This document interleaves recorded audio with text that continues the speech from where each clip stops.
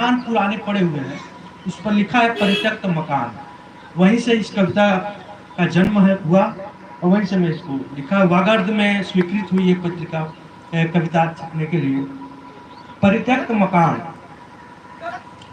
उस परित्यक्त मकान में कैद है हजारों सपने। उस परित्यक्त मकान में कैद है हजारों सपने।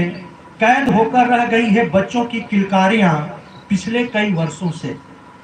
कैद होकर रह गई हैं बच्चों की किलकारियां पिछले कई वर्षों से। उस परित्यक्त मकान पर अब उग आए हैं घास। किसी की यादों के काई पसर गई है दीवार पर।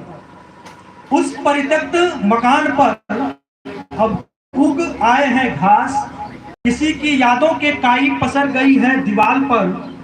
पुराने ईंटों से आती है आवाज, जैसे कि वे बुला रही हो तुम्हें वापस उस आंगन में।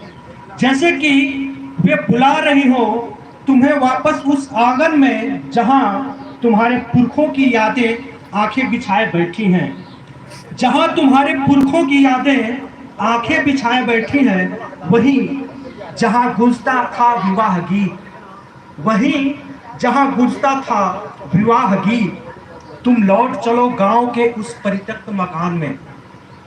तुम लौट चलो गांव के उस परित्यक्त मकान में। वहीं किसी अलमारी में पड़ा हुआ है तुम्हारे बचपन का फोटो एल्बम। वहीं किसी अलमारी में पड़ा हुआ है तुम्हारे बचपन का फोटो एल्बम, जिसमें तुम दिखते हो बिल्कुल नटखट अंदाज में। जिसमें तुम दिखते हो बिल्कुल नटखट अंदाज में। वहीं एक और अलमारी है जिसपे कभी रहता था माँ का श्रृंगार दान।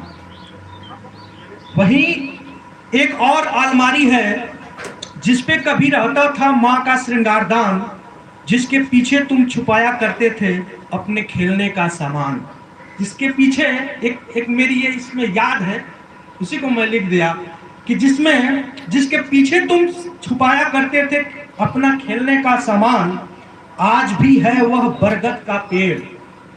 आज भी है वह बरगद का पेड़ जिसके छांव में तुम खेलते थे कंचे और गुल्ली डंडा। जिसके छांव में तुम खेलते थे कंचे और गुल्ली डंडा। सावन में जिस पर पड़ता था झूला और गांव की कुंवारी लड़कियां झूलती थी सावन के गीत गाते हुए। और गांव की कुंवारी लड़कियां झूलती थी सावन के गीत गाते हुए। हालांकि वर्तमान समय इतना बदला हुआ है कि मैं कभी मेरे ही गांव में पहले सब कुछ होता था, लेकिन इस समय नहीं हो रहा है। ये बहुत दुखद है। जहां कविता सावन में जिस पर पड़ता था झूला और गांव की कुंवारी लड़कियां झूलती थी सावन के गीत गाते हुए, आज भी उस रसोई में महक रही है माँ के हाथों की बनी हुई रोटी। आज भी उस रसोई में महक रही है माँ के हाथों की बनी हुई रोटी। आज भी सलामत है माटी का वह चूल्हा। आज भी सलामत है माटी का वह चूल्हा जिस पर माँ बड़े प्यार से बनाती थी माड़ भात। जिस पर माँ बड़े प्यार से बनाती थी माड़ भात। तुम आओगे तो एक बार फिर खिलखिला उठेगा यह मकान। तुम आओगे तो एक बार फिर खिलखिला उठेगा यह मकान। तुम आओगे तो फिर मुस्कुराएगा बूढ़ा बरगद।